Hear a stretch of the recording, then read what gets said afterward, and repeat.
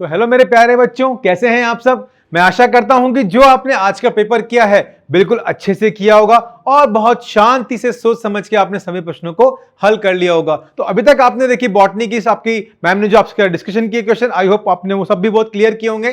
ठीक है, चलिए अब हम डिस्कशन करते हैं, हमारे जूलॉजी पोर्शन की बात करेंगे और आज की जो हमारे नीट 221 के जो प्रश्न हैं उनको हम हल करने जा रहे हैं। बच्चों, पेपर की अगर मैं बात करूं तो पेपर बहुत ही अच्छा था और मैं आपसे हमेशा से कहता आ रहा था, मैंने सभी बार कहा था आपसे कि जो एनसीईआरटी है, जो हमारा ग्रंथ है, इसको ही पढ़ना और इससे बाहर कुछ नहीं आएगा। तो देखिए, इससे बाहर कोई प्रश्न आपको नहीं आए हैं। चलिए तो हम शुरुआत करते हैं हमारे आज के इस सेशन की, सॉल्व करते हैं नीट 221 का पेपर।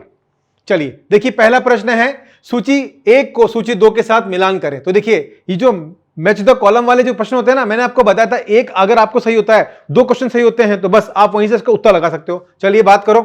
देखो, पहला बात कर रहा है एस्परजिलस नाइगर। तो देखो, एस्परजिलस नाइगर क्या है, यहां पर नाइगर क्या एसिड करता है, यहां पर यह है सिट्रिक एसिड। तो अब देखो, 1 का थर्ड किस किस में है, देखो 1 का थर्ड केवल इसमें नहीं है, इसमें नहीं है, इसमें नहीं है, यानी कि 1 का थर्ड किसमें है, इसमें है। तो अब देखिए, ये उत्तर क्या हो जाएगा, आपका करेक्ट हो जाएगा, लेकिन हमें मिलान तो करना ही है।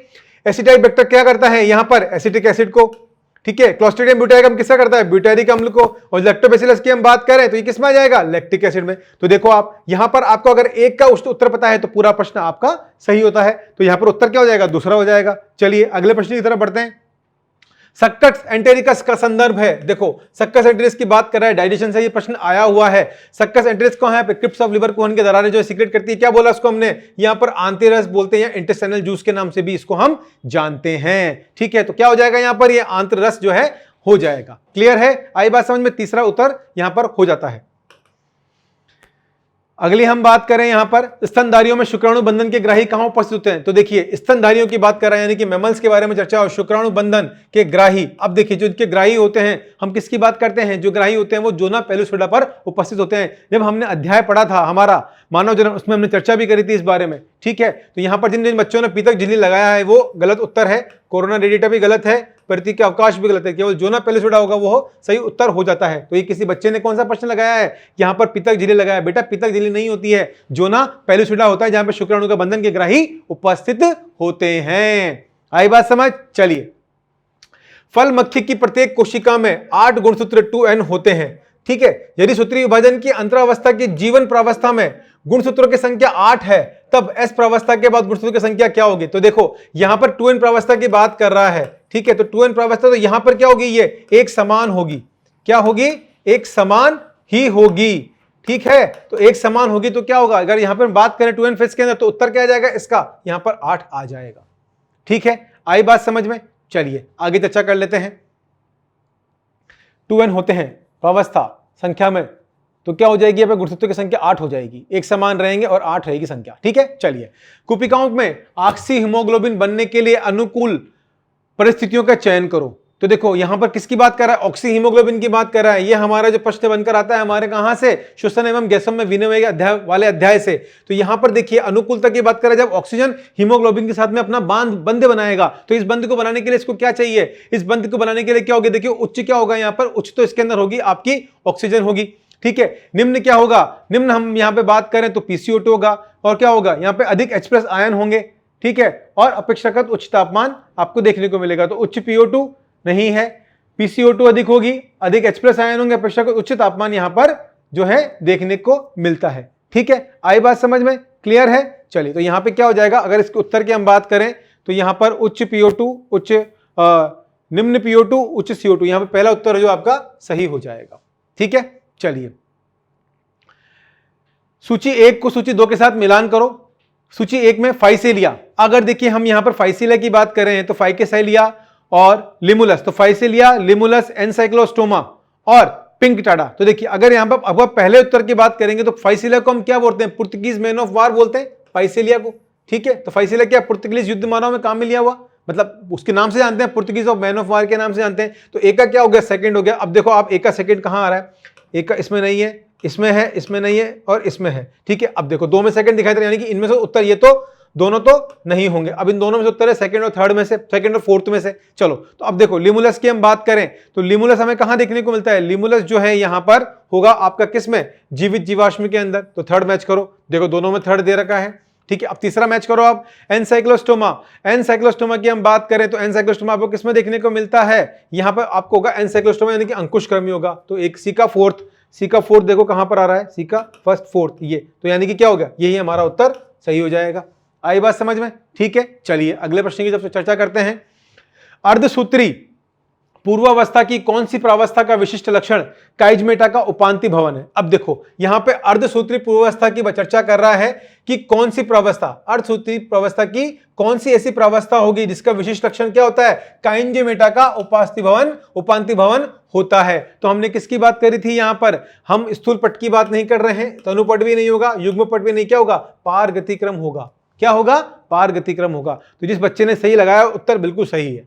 ठीक है, चलिए, यदि एक डीएनए के एक अणु में एडेनिन की मात्रा 30% है, 30% है, तब थायमिन, ग्वानिन और साइटोकिनिन कितने प्रतिशत होंगे? तो देखो सीधी सी बात है, अगर यहां पर एडेनिन की मात्रा 30% है तो अगर हम थायमिन की बात करें बच्चों तो थायमिन के अंदर भी कितनी होगी, थायमिन में भी ये 30% ही होगी। कितनी होगी, 30%। आई बात समझ में? अब तो देखो आप, थायमिन में कितनी है, 20 नहीं है, 20 नहीं है, 20 नहीं है, 30 है। तो ये लो, यही आंसर हो गया आपका, सीधा सीधा। आई बात समझ में? चलो अगले प्रश्न की तरफ बढ़ते हैं।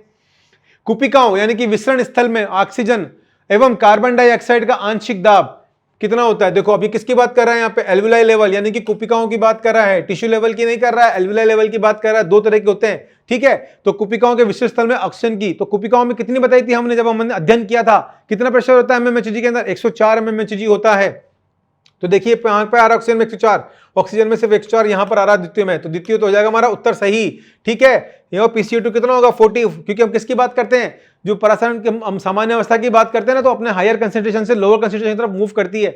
आई बात समझ में? अब अगर यहीं से आपको वो टिश्यू लेवल की पूरी, तो उत्तक लेवल की तो क्या होती है यहाँ पर 95 और यहाँ पे ये आपकी जो है 40 हो जाती। आई बात समझ में? लेकिन उत्तर क्या होगा आपका, द्वितीय उत्तर सही हो जाएगा दूसरा।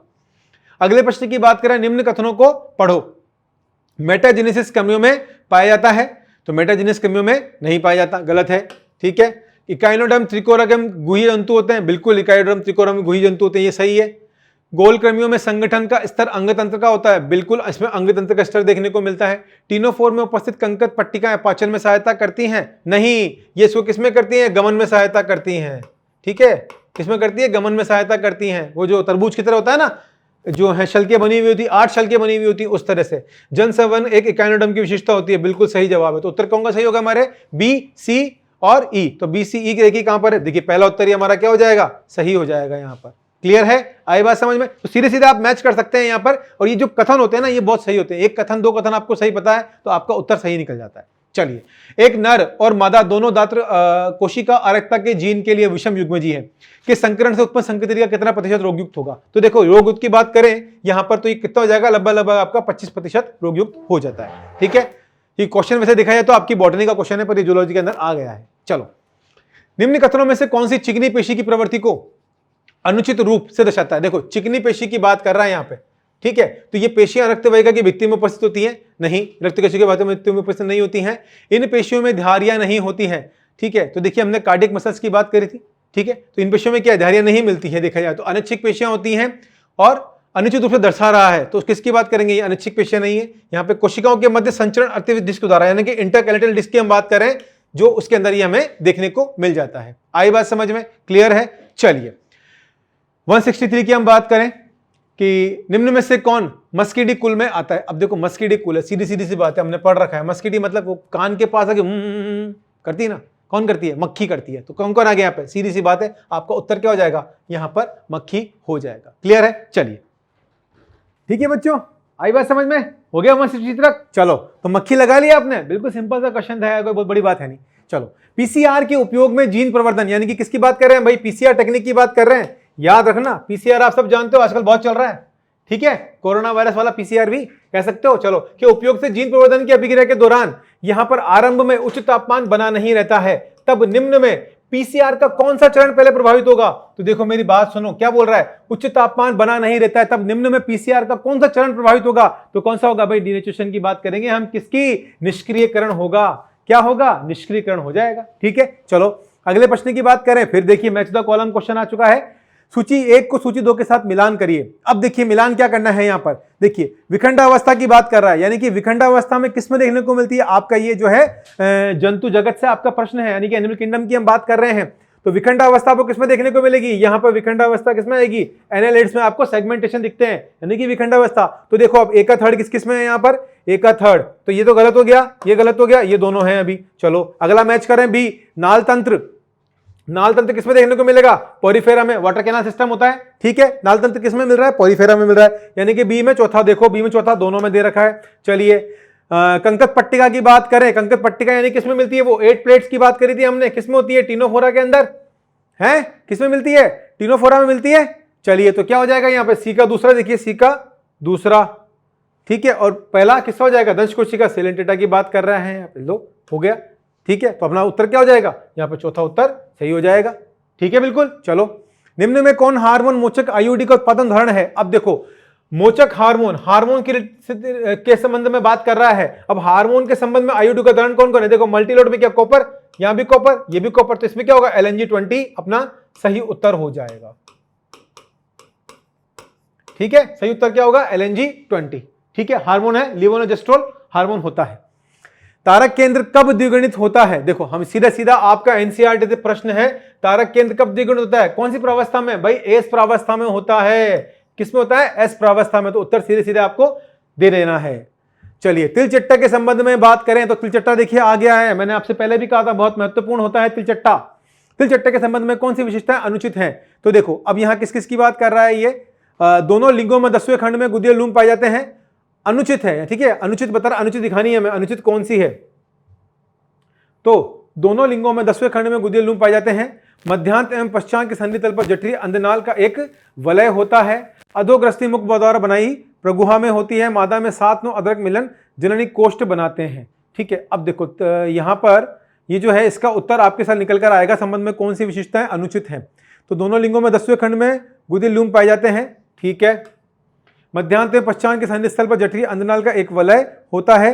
मादा में 7 से 9 तक अदरक मिलकर जैनिक कोष्ठ जो है इसको बनाते हैं, तो ये तो क्या हो जाएगा आपका चौथा उत्तर हो जाएगा, ठीक है। चलिए डाप्सन की इकाई किसकी मोटाई नापने के लिए उपयोग की जाती है, देखिए एनसीईआरटी की सीधी लाइन है कि डाप्सन की किसकी मोटाई नापने के लिए काम लेते हैं हम यहाँ पर, ओजोन, किसके लिए लेते हैं, ओजोन, सीएफसी नहीं होगा, क्लोरोफ्लोरोकार्बन की बात नहीं कर रहे हैं। चलिए रतिज रोग किसके द्वारा संचरित होते हैं, तो देखो रतिज रोग की बात कर रहा है यहाँ पर, तो रोगाणु रहित सुइयों के उपयोग से। देखिए इस प्रश्न में थोड़ा सा आपको झोलम झाल लग सकता है कि थोड़ा प्रश्न ऐसा है उलझाने वाला है, ठीक है, समझिएगा।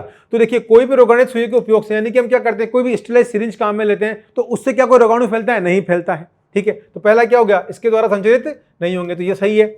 संक्रमित व्यक्ति के रक्त चढ़ाने से, तो देखिए संक्रमित व्यक्ति के चढ़ाने से क्या होगा, हो सकता है भाई संक्रमित व्यक्ति के रतिज रोग की बात करें, किसकी, यानी कि सेक्सुअल डिजीज की बात कर रहे हैं यहाँ पर, ठीक है।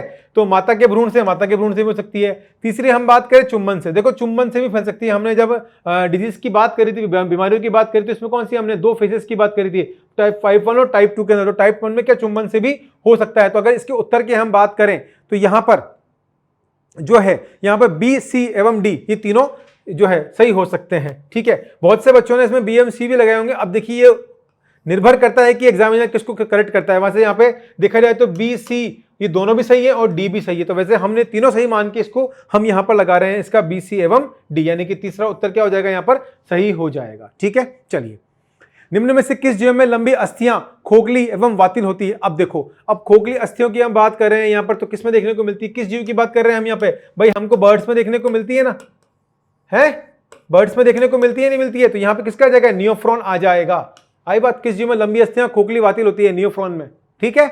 चलिए ए बी रक्त समूह के व्यक्तियों को सर्वग्राही क्यों कहते हैं। अब देखो यहाँ पर ए बी रक्त समूह यानी कि जिसका A B positive blood group है, ठीक, तो क्या होगा, एक तरह से सर्वग्राही होगा, किसी का भी खून ले सकता है, लेकिन देगा किसको, सिर्फ ए बी वाले को देगा, ठीक है। ए प्लस वाले से ले लेगा, बी प्लस वाले से ले लेगा, लेकिन देगा किसको, सिर्फ ए बी वाले को देगा। यानी कि इसमें हम बात करें तो इसमें क्या हो जाएगा, इसमें प्लाज्मा में एंटी ए व एंटी बी प्रतिरक्षी अनुपस्थिति के कारण होगा। तो बिल्कुल सही बात है भाई, इसमें तो क्या होगी, एक तरह से हम बात करें जो है इसमें अनुपस्थिति होगी ही नहीं इसकी, ठीक है। तो ये ना हो जाएगा, गलत हो जाएगा ये वाला, प्लाज्मा में एंटी व एंटी बी प्रतिरक्षी अनुपस्थिति कारण, और आरबीसी रुक जाइए प्रतिजन में प्रतिबस्ती की कहानी, बिल्कुल सही, पहला उत्तर सही हो जाएगा, गलत नहीं है बच्चों, ये करेक्ट कर लीजिए।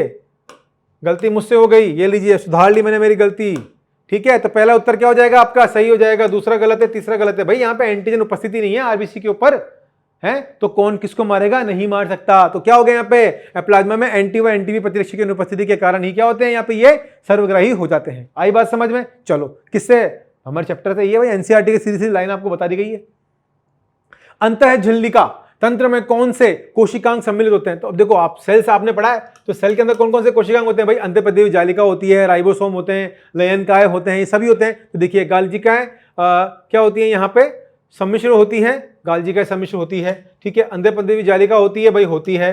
सूत्रकणिकाएं होती है, सूत्रकणिकाएं नहीं होती हैं। लयनकाय होते हैं, ठीक है। आई बात समझ में, चलो तो ये तो गलत हो गया, मतलब ये तो गलत हो गया हमारा, अंतर्देवी जालिका होगी, सूत्रकणिका नहीं, तो ये भी गलत हो गया।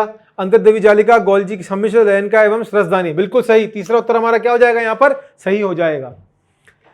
चलिए, एक विशिष्ट पहचान अनुक्रम जो एंडोन्यूक्लियस द्वारा डीएनए को विशिष्ट स्थिति पर काटने के लिए पहचाना जाता है। अब देखो हम किसकी बात कर रहे हैं यहाँ पे, एंडोन्यूक्लियस की बात कर रहे हैं, जो क्या करता है, एक स्पेसिफिक साइट पर इसको क्या करता है, कट करता है। तो वो स्पेसिफिक साइट को क्या बोलते हैं हम, पैलिंड्रोमिक सीक्वेंस बोलते हैं ना। तो सीक्वेंस कैसा था, गटक कटक 5 3 3, ठीक है, इस तरह से गटक कटक का सीक्वेंस था, GATTC फिर CTT GA, ठीक है। तो स्पेसिफिक साइट से कट कर रहा था, यहां पे ये स्पेसिफिक साइट हो गई इसकी, वहीं से कट करेगा, तो उसको क्या बोला हमने, पैलिंड्रोमिक न्यूक्लियोसाइड अनुक्रम या सीक्वेंस बोलते हैं। तो उत्तर क्या हो जाएगा, चौथा हो जाएगा।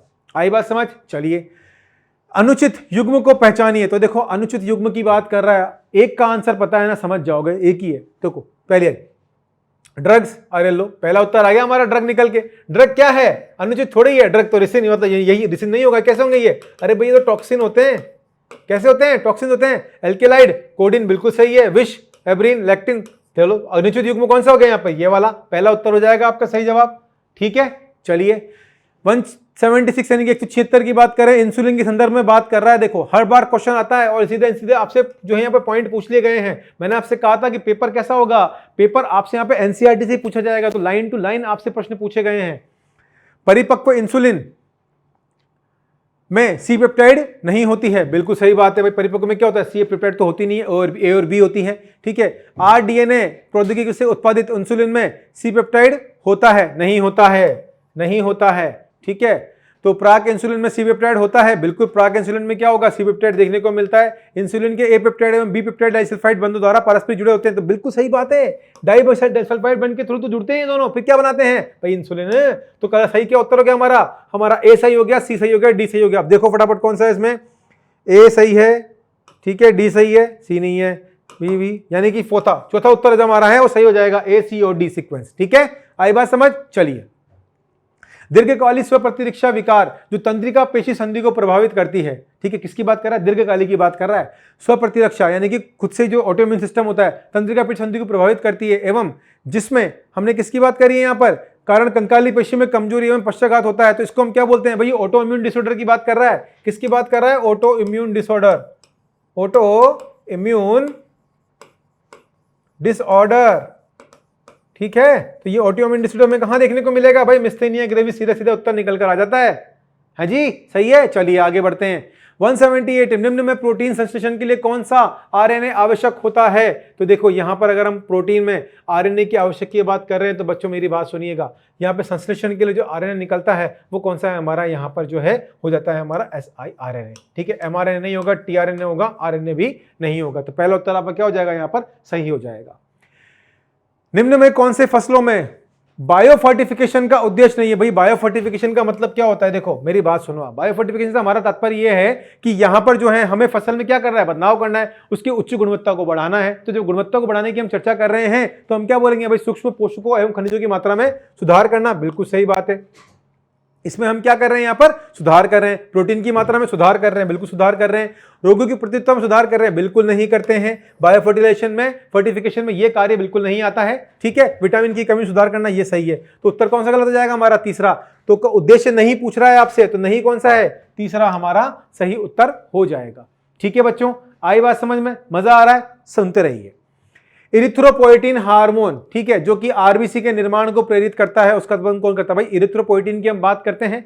जब हम क्या करते हैं, ठंडे इलाका में चले जाते हैं तो क्या होता है, हमारी भाई आरबीसी की काउंटिंग भी बढ़ जाती है ब्लड के अंदर। क्यों बढ़ती है? क्योंकि किडनी क्या रिलीज करती है? इरिथ्रोपोइटिन को रिलीज करती है। अब किडनी के अंदर कौन सा भाग करता है भाई? जक्स्ट्राग्लोमेरुलर सेल्स जो होती हैं वो यहाँ पे सीक्रेट करती हैं। तो बात देख लो क्या है, वृक्क की जक्स्ट्राग्लोमेरुलर कोशिकाएं। लो जी, आपका पहला ही उत्तर क्या हो गया? सही हो जाता है यहाँ पर।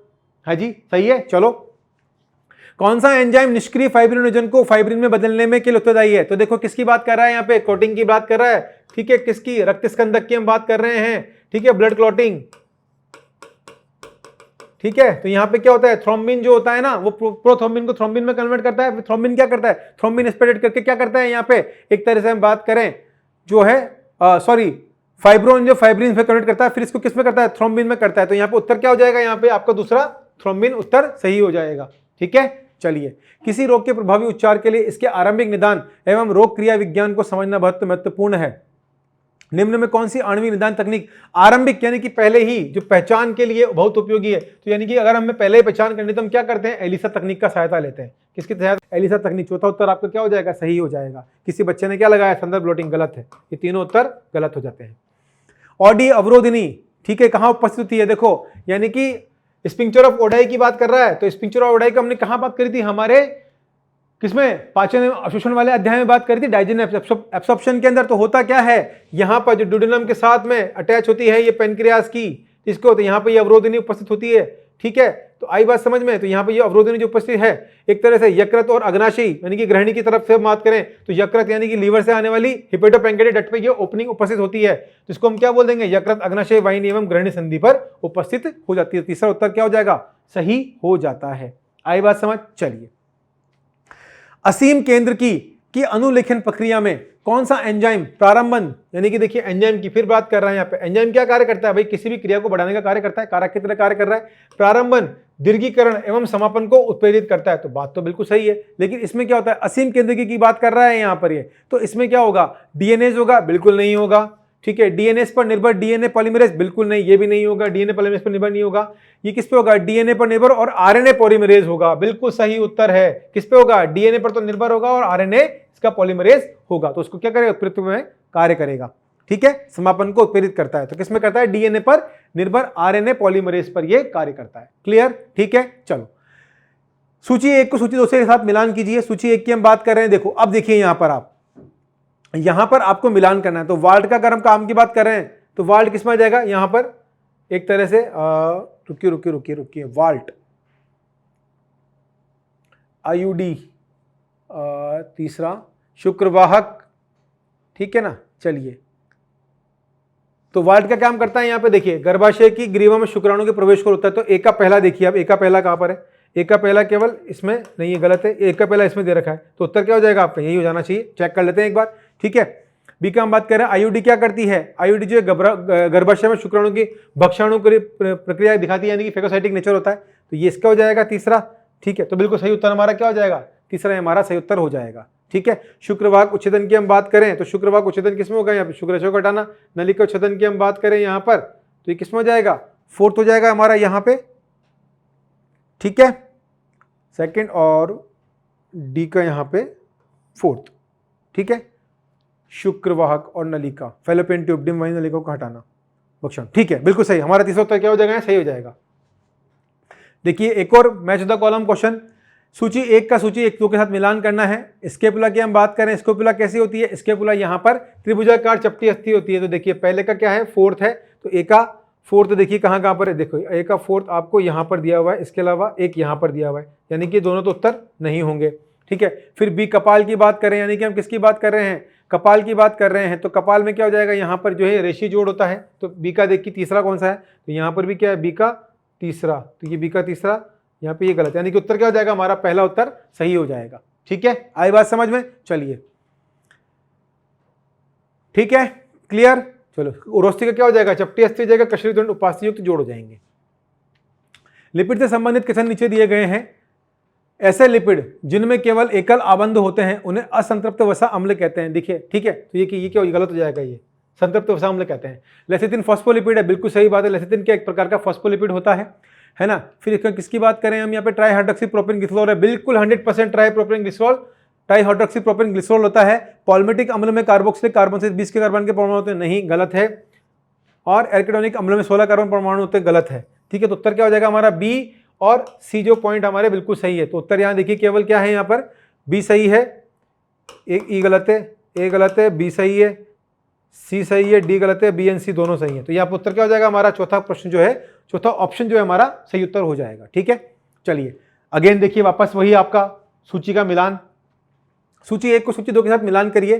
देखिए एलन का नियमन, शारीरिक क्रिया की हम बात करें यहाँ पर, तो एक का क्या हो जाएगा, एलन का नियमन किसमें होता है, ध्रुवीय भालू में हमें देखने को मिलता है। ठीक है, तो एक का क्या हो जाएगा यहाँ पर, फोर्थ हो जाएगा। तो एक का फोर्थ देखो कहाँ कहाँ पर है भाई, एक का फोर्थ इसमें भी दे रखा है, एक का फोर्थ इसमें भी दे रखा है, मतलब चारों में। वेरी गुड, क्या बात है, क्या सीक्वेंस बनाया देखिए, ये थोड़ा सा मजेदार क्वेश्चन लग रहा है। ठीक है, चलो तो यहाँ पर ये हो गया। फिर हम किसकी बात कर रहे हैं, बी की। शरीर क्रियात्मक अनुकूल किसमें होता है भाई, इनके अंदर कंगारू और चूहा में हमें देखने को मिलता है क्रियात्मक अनुकूलता। तो बी का क्या हो जाएगा पहला, तो बी का पहला किसमें है, ये देखिए ये रहा, यानी कि उत्तर क्या हो जाएगा हमारा, यही उत्तर निकल के आता है, यानी कि फोर्थ आंसर हमारा सही हो जाएगा। ठीक है, फिर हम बात करें सी की, तो सी का में क्या हो जाएगा, व्यवहारिक अनुकूल की बात कर रहा है, मरुस्थल छिपकली में मिलती है। जैव रासायनिक अनुकूल की बात कर रहा है, तो यहाँ पे गहराई में समुद्री हो जाएगा। ठीक है, आई बात समझ में, क्लियर। चलिए तो हमारा चौथा जो उत्तर है वो ऑप्शन वो सही हो जाता है। पेशी संकुचन में कौन सी घटनाएं होती है, अब देखो यहाँ पे समझना, आप पेशी संकुचन की बात कर रहा है यहाँ पर, यानी कि मस्कुलर में जो संकुचन होता है, कॉन्ट्रैक्शन, उसकी बात कर रहा है, मसल कॉन्ट्रैक्शन।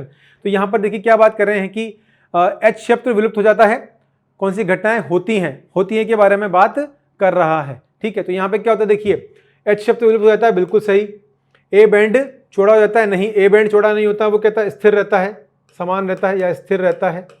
ठीक है, टी आई बैंड की चौड़ाई जो है वो कम हो जाती है, बिल्कुल सही, आई बैंड की चौड़ाई कम हो जाती है। मायोसिन एटीपी को जल अपघटित कर एडीपी व पीआई का मोचन करता है, बिल्कुल सही बात है। एक्टिन से संलग्नित जड़ रेखा अंदर की तरफ खिंच जाती है, बिल्कुल सही। ठीक है, तो यहाँ पे कौन कौन से पॉइंट सही हो गया हमारा, ए सही हो गया है ना, फिर हमारा सी सही है, डी सही है और ई सही है। तो ए सी डी ई देखो आप कहाँ पर आ रहा है, ए सी डी ई। ठीक है, तो ये देखो ये दूसरा हमारा उत्तर जो है सही हो जाएगा, ए सी डी। क्लियर, चलिए अगेन सूची वाला मैच द कॉलम, सूची 1 और सूची 2 को मिलाइए। ठीक है, अब देखिए समझिएगा बात को, अनुकूली विकिरण की हम बात कर रहे हैं। ठीक है, तो अनुकूली विकिरण किसमें, डार्विन के फिंच की बात करी थी हमने भाई, नेचुरल जो है उसकी बात करें, डार्विन फिंच में क्या देखा था, चिड़िया की जो अलग अलग चोंचें थी। ठीक है, वो कैसा, उनका शेप और स्ट्रक्चर क्या था, अलग अलग था, यानी कि एक तरह से डार्विन ने उसी की बात करी, डार्विन फिंच के नाम से बोला गया क्योंकि उन्होंने ये बताया था उसके बारे में। तो एक का अनुकूली विकिरण की बात हम करेंगे किसमें, फोर्थ में हो गया। तो एक का फोर्थ चेक करो फटाफट कहां पर है, एक का फोर्थ नहीं है इसमें, केवल सेकंड में है। ठीक है, तो यानी कि देखा जाए तो उत्तर आपका क्या हो गया, यहीं पर सही हो जाता है। वैसे उत्तर क्या हो जाएगा आपका, ए का जो है यहाँ पे फोर्थ है, तो यही उत्तर आपका सही हो जाएगा। ठीक है, अब हम मिलान करें, बी अभिसारी विकास की हम बात कर रहे हैं, तो किसमें देखने को मिला, तितली व पक्षी के पंख हो गए। अपसारी विकास की हम बात कर रहे हैं, तो ये किसमें हो जाएगा, मनुष्य व वेल के अग्रपात की अस्थियां। और मानवीय क्रियाओं द्वारा विकास की हम बात कर रहे थे, किसमें, शाकनाशी उपयोग में प्रतियोगी किस्मों का चयन। ठीक है, तो हमारा उत्तर क्या हो जाएगा यहाँ पर, दूसरा जो सही हो जाता है। अब देखिए असेशन रीजन क्वेश्चन आपको दे दिए गए हैं एनसीईआरटी ने, लेकिन पहले है एनसीईआरटी में सॉरी आपको मतलब एनटीए ने पहले कहा गया था कि नहीं आएंगे, लेकिन फिर भी दे दिए गए हैं। चलिए कोई दिक्कत नहीं, हम कर देते हैं। जब एक व्यक्ति उच्च तंगुता पर जाता है, यानी कि हाई एल्टीट्यूड की बात कर रहा है, तब वह तंगुता बीमारी के लक्षण जैसे सांस लेने में कठिनाई एवं हृदय की धड़कन बढ़ना महसूस करता है। बिल्कुल सही बात है भाई, आप जब हाई एल्टीट्यूड पर जाते हो तो क्या होता है, ऑक्सीजन का जो प्रेशर होता है वो कम होता है वहाँ पर, और आपको क्या करते हैं, ज़्यादा जो है आरबीसी का प्रोडक्शन होता है, एरिथ्रोपोइटिन रिलीज होती है किडनी से, किसे अभी हमने बात करी जक्स्टाग्लोमेरुलर सेल्स से। ठीक है, तो क्या करते हैं यहाँ पे एक तरह से धड़कन बढ़ती है, सब कुछ होता है। ठीक है, उच्च तंगुता पर निम्न वायुमंडलीय दाब के कारण शरीर को पर्याप्त ऑक्सीजन नहीं मिल पाती। अभी लोग हमने बात कर ली कि वायुमंडलीय दाब के कारण क्या होता है, पर्याप्त ऑक्सीजन शरीर को नहीं मिल पाती है, और उसी कारण क्या होता है, इस प्रकार के जो लक्षण है हमें देखने को मिलते हैं। यानी कि यहाँ पर ए और बी यानी कि ए और आर दोनों ही सही है, यानी कि असर्शन यानी कि जो कथन है और कारण वो दोनों सही हो जाते हैं। ठीक है, तो यहाँ पर क्या होगा, ए असत्य है लेकिन आर सत्य है नहीं है, गलत हो जाएगा। ए और आर दोनों सत्य हैं एवं आर ए की उचित व्याख्या है, बिल्कुल सही बात है। दूसरा उत्तर हमारा क्या हो जाएगा यहाँ पर, करेक्ट हो जाएगा, क्योंकि इसको पूरा जो है इसकी व्याख्या कर रहा है। मानव में प्रसव के आरंभ के लिए निम्न में कौन महत्वपूर्ण अवयव नहीं है। ठीक है, अब देखिए यहाँ प्रसव के आरंभ की हम बात कर रहे हैं, प्रसव का जब आरंभ होता है, ठीक है, यानी कि मानव में प्रसव के आरंभ के लिए निम्न में कौन महत्वपूर्ण अवयव नहीं है। देखो प्रसव की बात कर रहा है तो प्रसव के दम क्या होता है, ऑक्सीटोसिन का मोचन होता है। कौन महत्वपूर्ण अवयव नहीं है, अवयव नहीं की बात कर रहा है। ठीक है, तो पहले ऑक्सीटोसिन का मोचन, ये तो सही है। ठीक है, प्रोस्टाग्लैंडिन का संश्लेषण, प्रोस्टाग्लैंडिन का संश्लेषण भी हो गया। ठीक है, एस्ट्रोजन प्रोजेस्टेरोन के अनुपात में वृद्धि होती है। केवल क्या होता है, प्रोलैक्टिन का मोचन। तो ये देखो क्या होता है, ये मतलब बर्थ के बाद प्रोलेक्टिन क्या होता है, का मोशन होता है, ठीक है, तो उसमें कार्य करता है दूध का जो सिक्रीशन होता है उसमें, ठीक है, मिल्क का। तो उत्तर क्या हो जाएगा, पहला हमारा उत्तर जो है वो इसमें सही हो जाएगा, इसका अवयव नहीं है, ठीक है, प्रसव के आरंभ के लिए।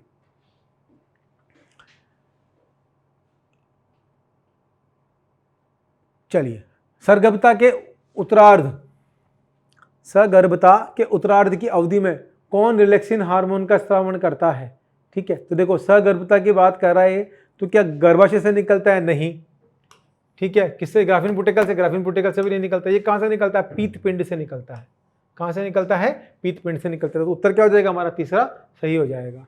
चलिए, एक और मैच द कॉलम, फाइलेरियासिस। देखो, फिलेरियासिस की बात कर रहे हैं हम पे, तो किसमें देखने को मिलता है, वुचेरिया ब्रैंकोफ्टाई की बात करते हैं, हाथी पाउंड इसको हम बोलते हैं बीमारी। तो एक का तीसरा मिलान कर लीजिए, एक का तीसरा कहां पर है, एक का दूसरा नहीं है, तीसरा ये रहा, तीसरा ये, तो उत्तर वैसे यही हो जाएगा। देखिए, सीधा सीधा निकल के आ रहा है, फिर भी हम मैच कर लेते हैं, उत्तर आपका 100% यही होगा, ठीक है। चलो, बी देखो, अमीबा किसमें देखने को मिलती है हमें, एंटअमीबा हिस्टोलिटिका, सीधा सीधा बता रखा है। निमोनिया की हम बात करें तो निमोनिया यहां पर क्या हो जाएगा आपका, हेमोफिलस इन्फ्लुएंजी, ठीक है। और रिंगवर्म की हम बात करें तो क्या हो जाएगा यहाँ, ट्राइकोफाइटोन। तो डी में क्या हो जाएगा यहाँ पर, ये डी का सेकंड हो जाएगा, ठीक है। आई बात समझ में, क्लियर। तो आपका उत्तर क्या हो गया, यहाँ पे तीसरा उत्तर आपका सही हो जाता है।